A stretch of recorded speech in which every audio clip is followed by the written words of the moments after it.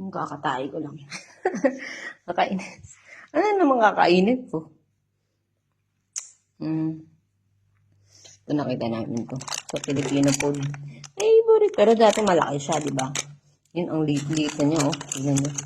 Favorite nating chocolate. Ang liit na. Malaki pa daliri natin, oh. Ito yung laki-laki niyan. Watermelon na nga lang ako, ano ba? Ito kasi, oh. Diyan nga, may ano siya, oh. May bagong naman ako. Ito. Para sa mangga. May bagong naman tayo. Ito na lang kaya kainin ko. Mamaya na watermelon. Puro. Dark chocolate din. Dark chocolate na ako eh. Yan, dark chocolate. Ano alam na kakainin ko eh. Cheese eat. Banana na ano na. Gawin ko ng pagkain. Banana. Isan ko.